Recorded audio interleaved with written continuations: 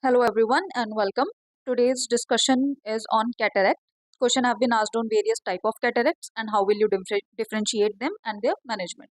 So write it down under the heading for a better answer.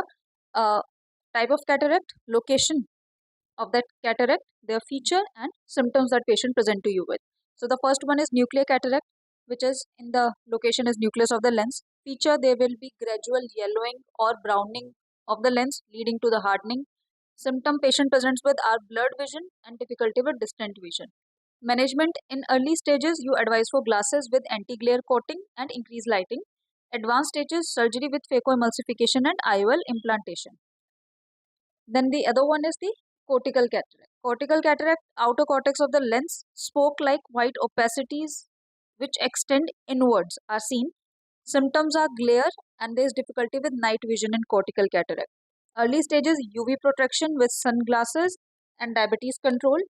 In later stages, surgery is advised. Then there is posterior subcapsular cataract, usually seen with steroid overuse. It is in the back of the lens near the capsule. A small dense opacity will be seen, that is the feature of this cataract. Symptoms is poor near vision, glare and halos around lights. In management, basically this is a very rapidly progressing cataract, so early surgery is often required with this, and if it is due to steroids, avoid the drug. Then we have congenital cataract. Location of this varies. It is present at birth, maybe small and large or large at that time, and it can cause amblyopia if it is untreated.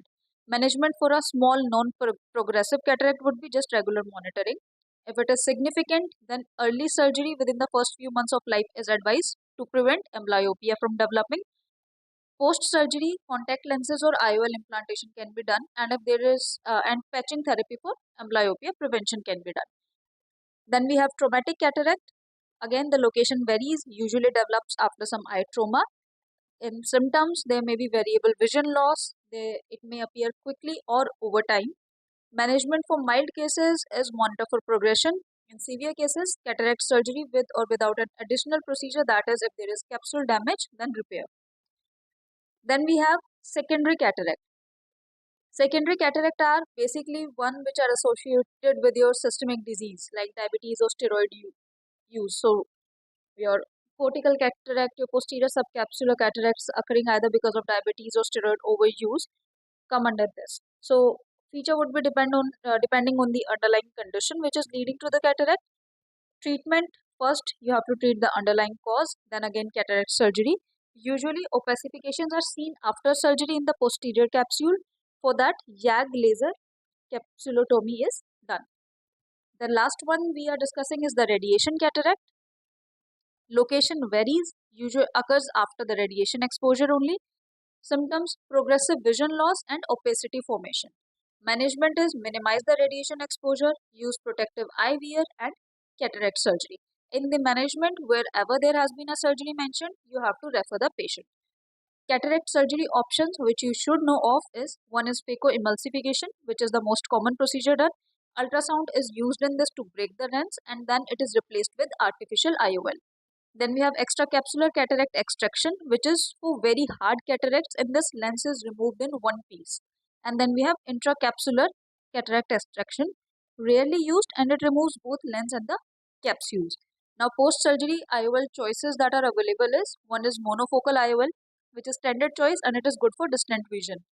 Multifocal IOL for both near and far vision, and then toric IOL for patients who have astigmatism. One more thing we're discussing is once a question had been asked regarding a young patient who is coming to you with cataract unilateral and differential diagnosis for the same. So basically you have to mention about the causes which can lead to cataract in a patient. It could be an early onset premature nuclear sclerosis due to some genetic predisposition or environmental factors.